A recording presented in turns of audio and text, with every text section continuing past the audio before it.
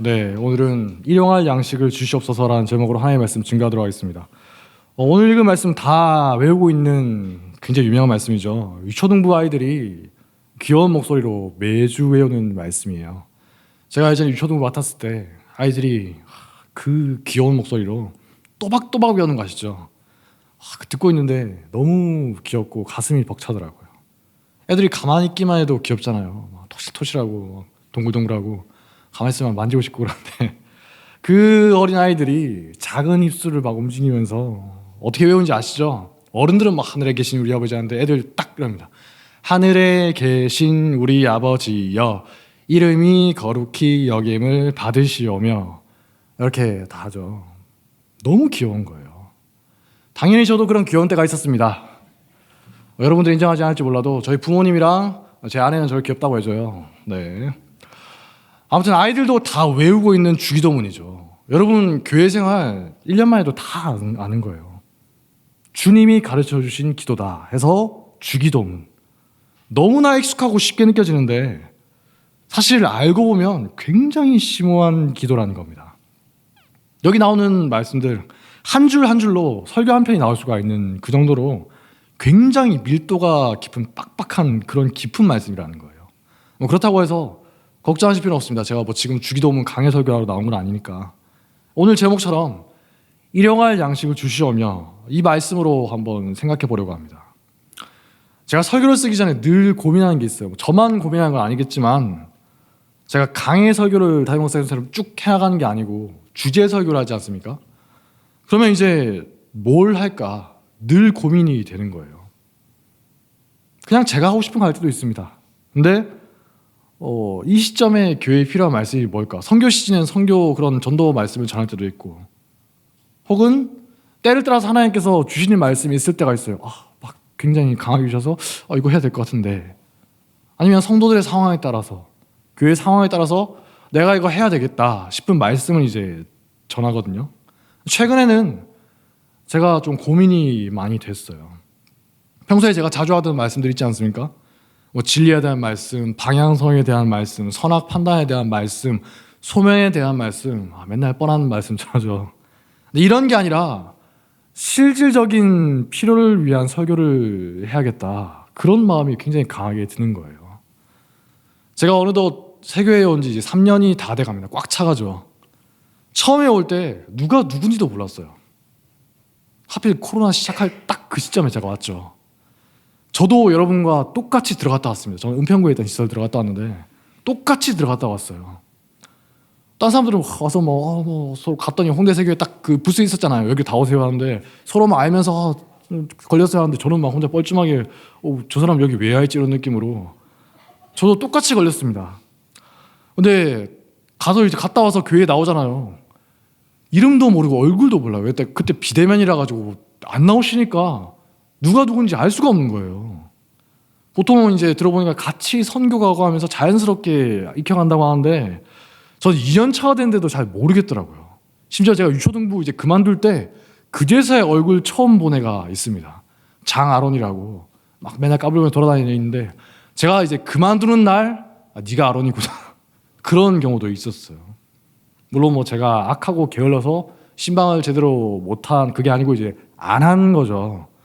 네, 그런 탓이 큽니다. 저희 계신 민 목사님처럼 열심히 전화하고 찾아가고 그랬어야 되는데 아직 많이 부족해서 일종의 핑계인 거죠. 아무튼 간에 제가 보니까 저도 잘 모르는데 성도들도 저를 관찰하는 건지 아니면 가만히 저 인간 어떤가 하면서 경계하는 건지 멀리서 지켜보고 있는 것 같기도 하고 그러다가 이제 3년 차쯤 되니까 한 분, 두 분 알게 되면서 마음을 열고 속에 있는 말씀을 해주시는 분들이 있는 겁니다. 이전에 대면대면하게 지내고 그냥 좋은 게 좋다. 사역자와 교인간에 시장님 이렇게 지낼 때는 몰랐는데 내면에 있는 아픔이라거나 남에게 말할 수 없는 개인 사정을 알아갈수록 정말 어려운 거예요. 어떤 분 이야기 듣다 보면 제가 막 눈물이 나려고 그래요. 그러면서 진짜 무기력함을 느낍니다. 내가 이분을 위해서 해줄 수 있는 게 없구나. 물론 이제 기도를 하고 상담도 하죠.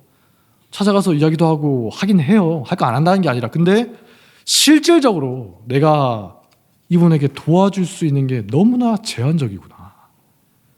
어떨 때는 이런 생각도 합니다. 내가 사역자가 아니라 그냥 사업을 했어야 되나. 사업을 했으면 좀 도와줄 수 있었을 것 같은데. 물론 사업을 하면 제가 말아먹었을 거라고 확신합니다.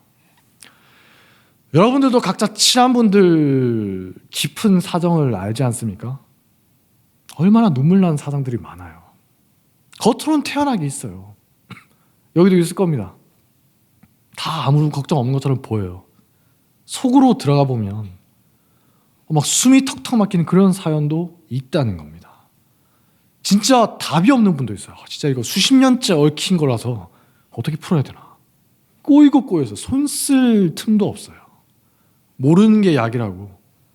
모를 때는 그냥 예 하면서 웃으면서 보냈는데 알게 되니까 그분 지나가는데도 저분 또 오늘 어떻게 지내셨나 하면서 막 한숨이 나오는 거예요. 기도를 하는데 한숨부터 나오는 겁니다. 기도하는데 하나님 그냥 좀 도와주세요.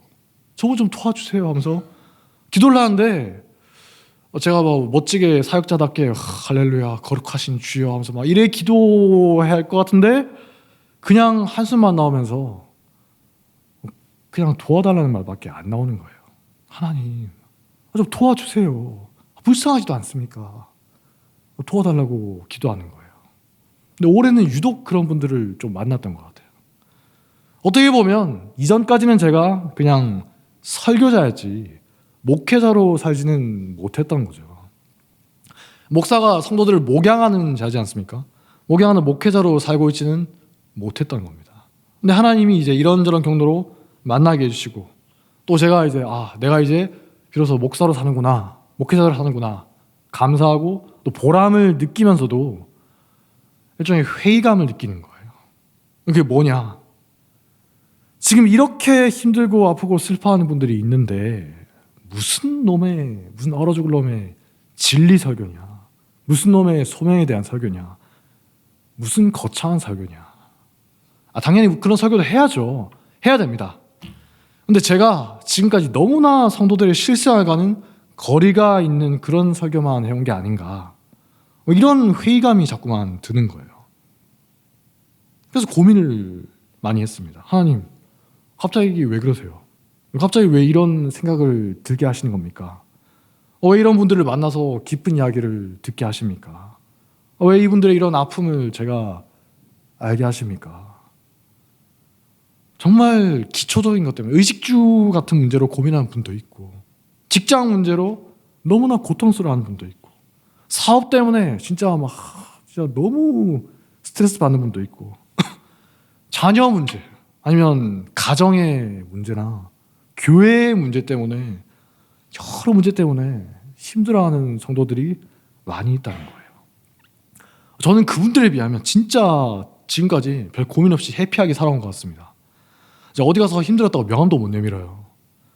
억울한 일을 오랫동안 당한 것 때문에 한이 맺혀서 병이 나신 분도 있어요. 이런 분들 두고서 제가 무슨 거창한 설교를 하냐, 제 속에서 그런 생각이 드는 겁니다. 네가 무슨 거창한 설교를 하냐? 이번에는 한번 그분들을 위한 설교를 해봐라. 하나님이 저를 그렇게 인도하시는 것 같은 거예요. 제가 저번에 설교를 할 때, 저번에 무슨 설교인지 저도 잘 기억이 안 나는데 하여튼 어떤 설교를 할 때 설교를 했겠죠. 그분들 중에 어떤 한 분과 제가 눈이 딱 마주쳤는데 그분은 잘 듣고 계셨는지 모르겠지만 저는 가슴이 섬뜩한 거예요. 내가 지금 저분한테 들리는 설교를 하고 있는 걸까? 그래서 이제 좀 말이 길었는데 결론은 뭐냐? 평소에 제가 전혀 하지 않던 그런 설교를 좀 하게 됐습니다. 굉장히 안 해야던 설교라서 미숙한 설교가 될지 몰라도 좀 참고 들어주셨으면 좋겠습니다. 옛날 말에 어르신들 아실 거예요. 무항산이면 무항심이다. 이런 말이 있죠. 가진 게 없으면 마음도 없다는 거예요. 맹자라는 사람이 한 말입니다. 어떤 왕이 맹자에게 묻는 거예요. 선생님, 정치를 어떻게 해야 됩니까? 맹자가 답합니다. 꾸준한 생업도 없이 꾸준한 마음을 가지는 것은 오직 수련이 잘 된 선비들이나 가능한 겁니다. 만약 일반 백성들에게 먹고 사는 꾸준한 생업이 없다면 이로 인하여 꾸준한 마음도 있을 수가 없습니다. 무슨 말이죠? 기본적인 먹고 사는 문제가 해결되지 않으면 선한 마음이나 생각을 유지하는 게 어렵다는 거예요. 불가능하다는 거죠. 이 유교의 큰 스승이거든요. 유교가 어떻습니까? 자기 수양을 중시하는 그런 학문이지 않습니까? 뭐 우리는 은혜를 말하지만 유교는 철저하게 자기 수양의 그런 흐름이에요. 근데 그런 유교에 존경받는 스승인 맹자가 이렇게 말한 겁니다. 뭐 자기 같은 우리 같은 철저하게 수양을 한 선비들이야. 지금 우리 같은 뭐 사역자 그런 사람들이겠죠. 그런 사람들이야 필요한 게 없다 하더라도 기본적인 게 없어도 참고 견디면서 뭐 학문적인 걸 논하고 지조를 지켜나갈지 모르겠지만 대부분의 사람들, 99.9%의 사람들은 기초적인 게 충족되지 않으면 인간적인 마음을 지키기도 어렵다는 거예요. 그러니까 그들의 필요를 충족시켜주는 게 무엇보다도 중요하다는 겁니다. 맞는 말이죠. 우리 속담에도 그런 말이 있죠. 3일을 쫄쫄 굶으면 뭐 원래는 뭐 부처도 담을 넘다 이런 말이지만 이제 기독교니까 3일을 쫄쫄 굶으면 성인 군자도 이웃집 담을 넘게 돼 있다. 이런 말이 있어요. 지금이야 뭐 먹을 게 없어서 진짜 굶는 사람은 거의 없죠. 있긴 있지만 거의 없죠. 그런 분이 있으면 뉴스에 날 정도예요. 그냥 뭐 하다가 바빠서 식사를 걸렀습니다. 아니면 뭐 다이어트 한다고 일부러 안 먹어. 여성분들 다이어트하고 일부러 안 먹는 거.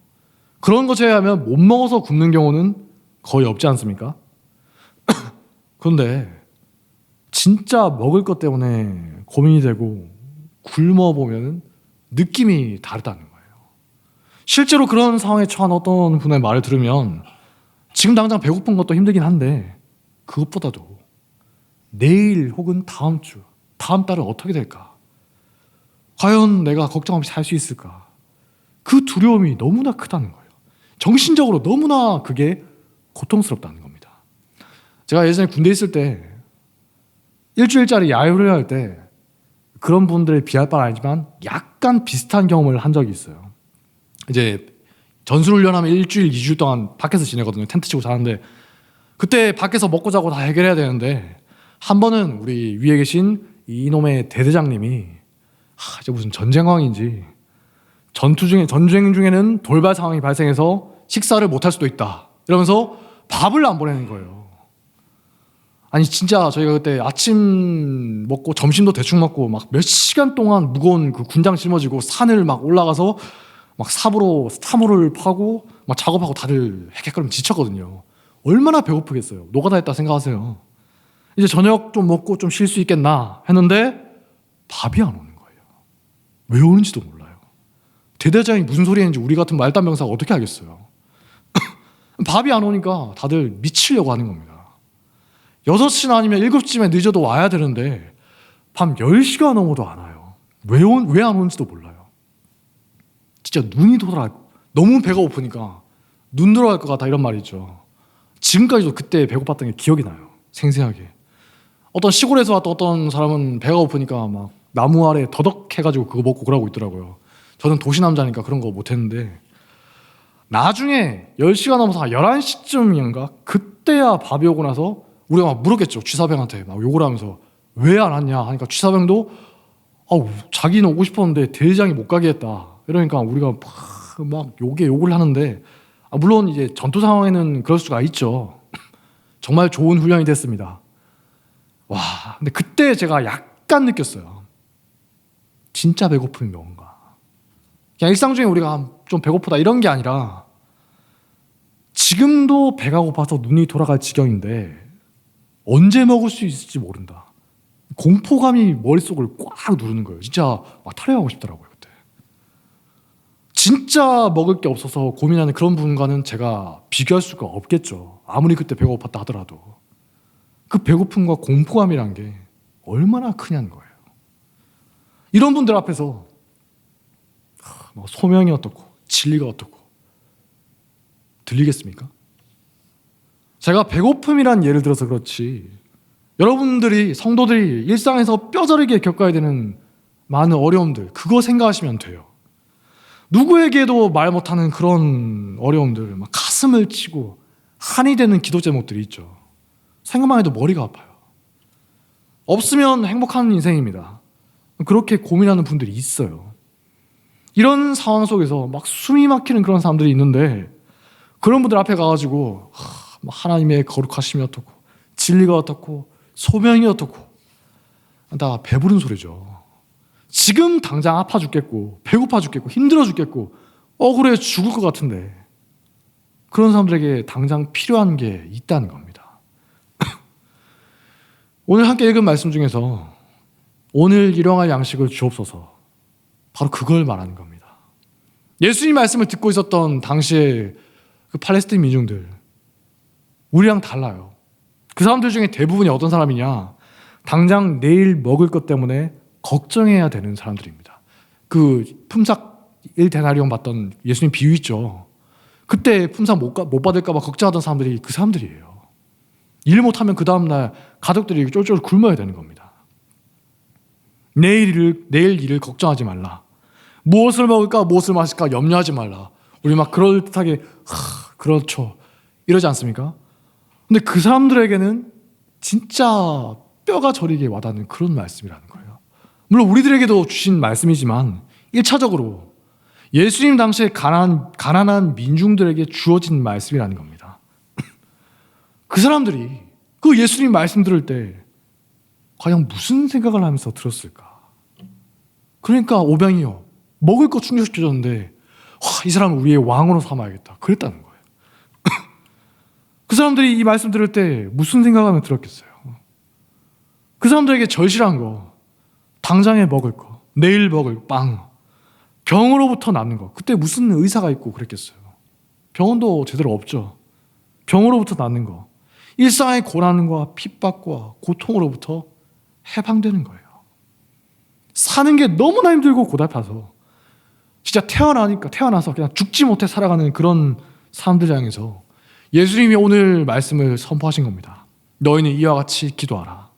오늘 우리에게 일용할 양식을 주시옵소서. 이게 단순히 착각하면 안 됩니다. 단순히 먹을 것만 가리키는 게 아니죠. 우리에게 필요한 일상의 모든 것을 하나님께 간구하라는 겁니다. 하나님께 정말 간절하게 기도하라는 거예요.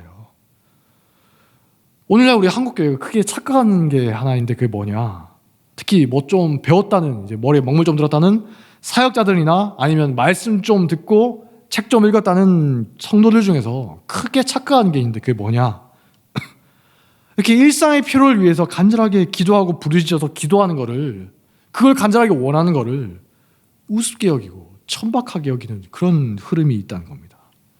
물론 왜 그런지는 알죠. 우리 한국교회가 지난 수십 년 동안 너무 그랬잖아요. 복 하면서 복 주시옵소서 하면서 굉장히 좀 말씀을 따라 천박하게 살긴 했잖아요. 지금도 여전히 그런 것들이 많이 있어요. 하나님의 말씀, 성경 말씀 얼마나 말씀이 풍성하게 많이 있습니까? 근데 그 말씀 중에서 다 제껴버리고 그냥 내가 좋은 말씀들, 복 받는 말씀만 뽑아서 기도하고 그것만 설교하는 이상한 사람들과 목회자들이 있어요. 하나님 앞에 죄를 짓는 겁니다.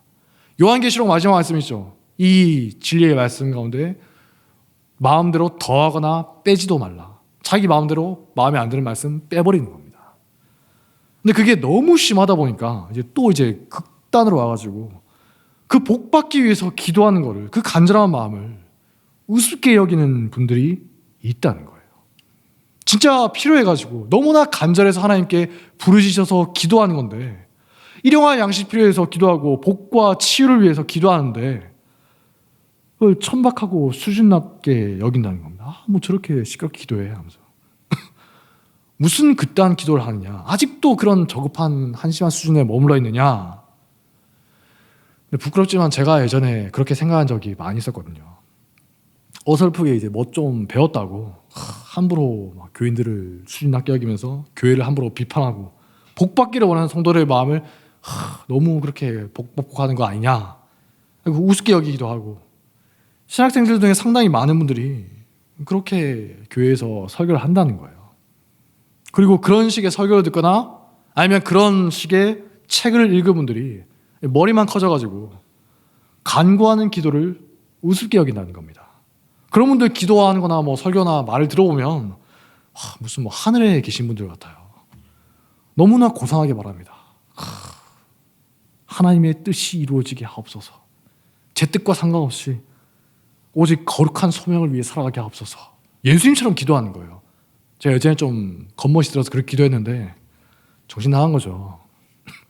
뜬구름 잡는 기도만 하는 겁니다. 진짜 뭐 예수님 같은 수준에 다다라야 할 수 있는 그런 기도인데 그냥 머릿속에 뜬금만 많아가지고 제 뜻은 이렇지만 하나님의 뜻이 이루어지게 하옵소서.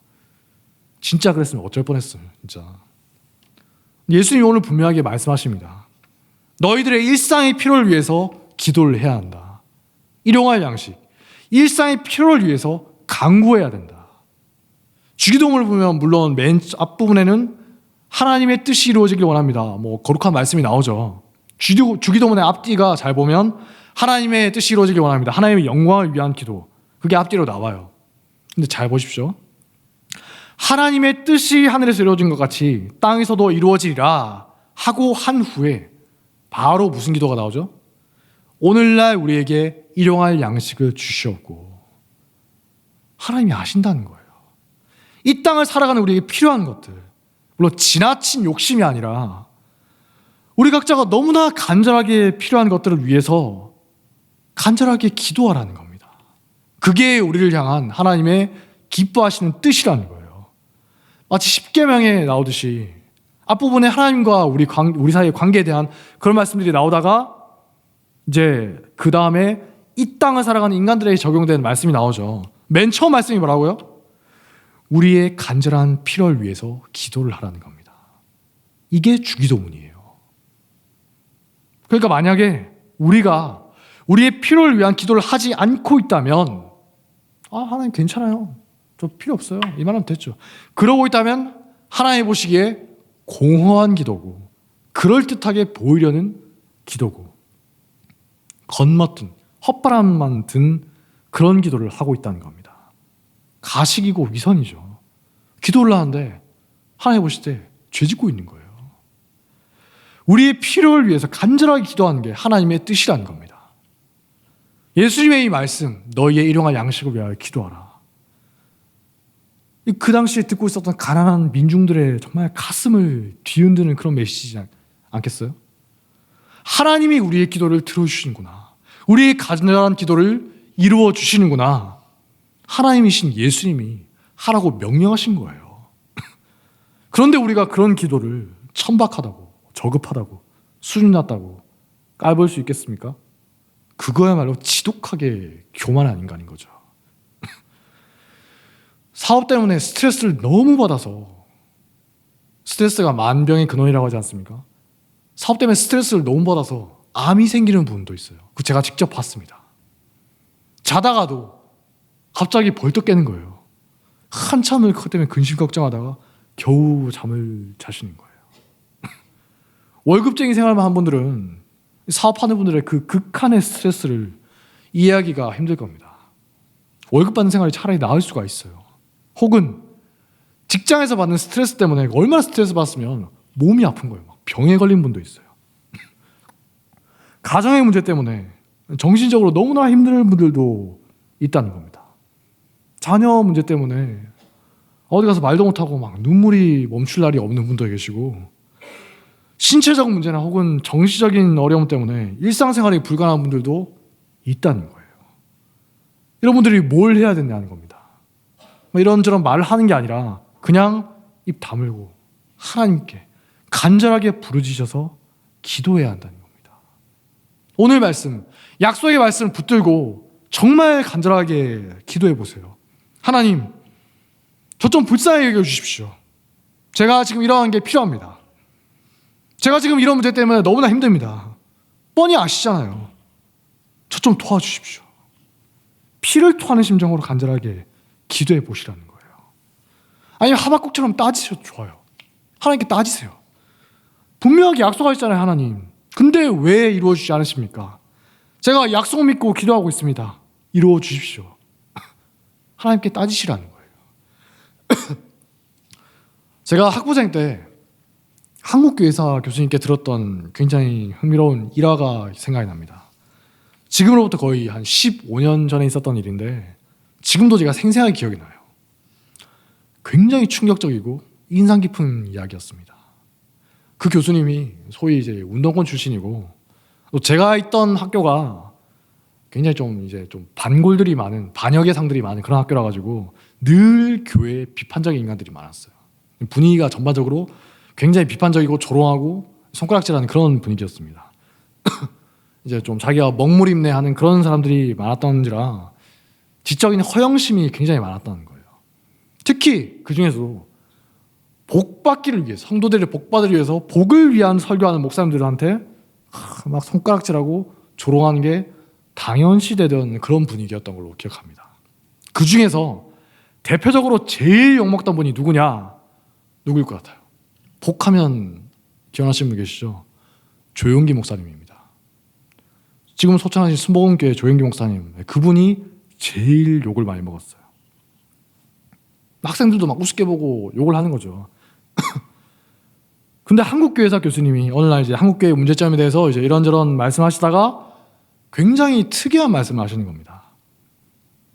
그분도 한국교회사 교수님이니까 뭐 다른 사람처럼 대놓고 조롱하고 비판하고 그럴 줄 알았는데 자기는 조용기 목사님에 대해서는 함부로 비판하지 않는다는 거예요. 물론 그분도 기본적으로 비판적으로 보는 입장은 맞습니다. 근데 자기는 함부로 손가락질하면서 막 조롱하지 않는다는 거예요.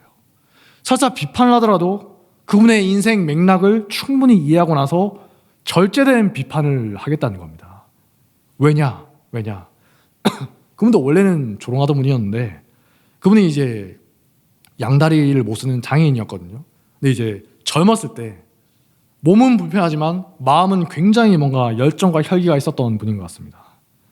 학교에서 이제 뭐 교회나 그런 목사님들에 대한 비판적인 말을 하도 듣다 보니까 이분이 막 마음이 불타는 것 같아서 오기가 생긴 거예요. 내가 직접 찾아가서 따져봐야겠다.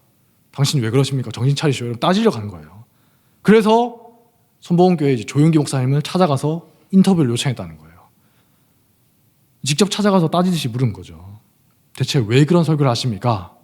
목사님도 뭐 다리 불편한 분이 와서 물으니까 이제 받으셨나 봅니다. 보통은 그렇게까지 안 하잖아요. 비판을 하더라도 그냥 멀리 서서 하면서 조롱하고 욕을 하고 그러고 마는데 그분은 직접 찾아가서 얼굴을 맞대고 1대1로 대면하면서 물어봤다는 거예요. 거기서 너무나 충격적인 이야기를 들은 겁니다. 순복음교회 출신인 분들 우리 교회에 좀 있으신 걸로 아는데 이미 들어서 알고 계실지 모르겠습니다. 조용기 목사님이 본인의 젊었을 때 이야기를 해주셨대요. 그분이 아마 전도사 때였을 겁니다. 한창 젊을 때니까 한 5, 60년대였겠죠. 한국 전쟁이 끝나고 우리나라가 얼마나 가난할 때였어요. 지금은 상상도 못할 비참한 시대였습니다. 지금이야 사람이 굶어 죽으면 뉴스에 나오죠. 근데 그때는 굶어 죽는 걸로 뉴스에 안 나와요. 뭐 죽었겠지. 뉴스에도 안 나오는 겁니다. 일상적으로 보이는 거니까. 60년대까지만 해도 가족들이 일가족이 아사라고 하죠. 굶어 죽은 그런 일도 심심치 않게 벌어지던 그런 시대입니다. 길 가다가 보면 저 다리 밑에 굶어 죽은 사람 시체가 막 굴러다니고 있고 그런 나라였다는 거예요. 5, 60년대가 정말 그런 비참한 시대였어요. 절대적인 빈곤이 나라 전체를 지배하던 시대입니다. 그런 시대 한복판에 조용기 목사님, 그땐 전도사님이죠. 조용기 전도사님이 천막을 쳐놓고 기도회를 인도하고 있었다는 거예요.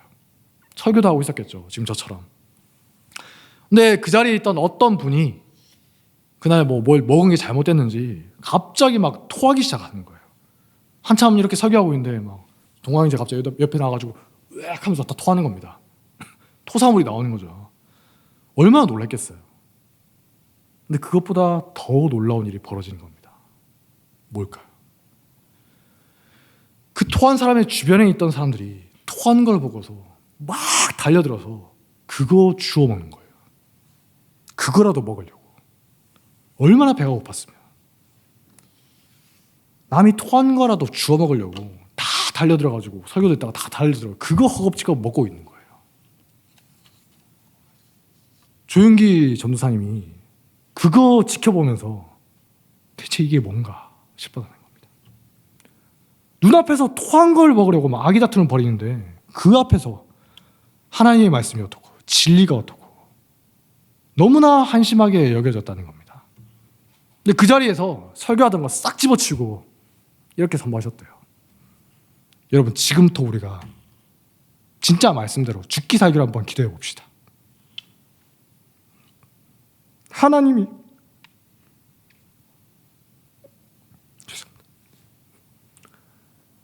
우리 기도를 들으신다고 하지 않습니까? 일용할 양식을 달라고 말씀하시잖아요. 우리가 목숨 걸고 한번 기도해 봅시다. 목사님이 설교가 보고 다 집어치우고 그냥 죽기 살기로 기도했대요. 하나님, 우리를 불쌍히 여겨주옵소서. 너무나 배가 고픕니다.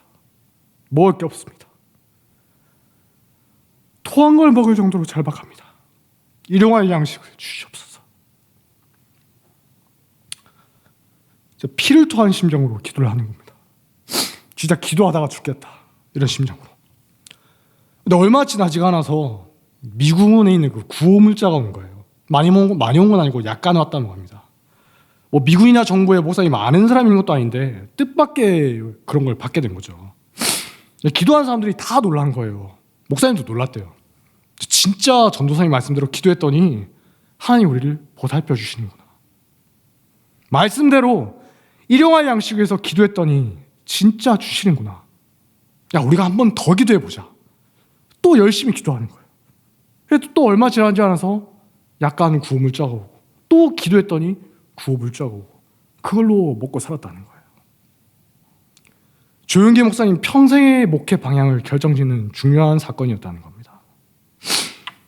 그때 이후로 조용기 목사님이 성도들의 간절한 필요를 위해서 기도하고 그들의 바람대로 복을 받기 위한 그런 말씀에 집중하게 되었다고 합니다. 이렇게 인터뷰를 끝나고 나니까, 원래는 따지러 왔잖아요, 교수님이. 그때는 젊은 신학생이었는데 충격을 먹은 겁니다. 자기는 상상도 할 수 없는 그런 사건이잖아요.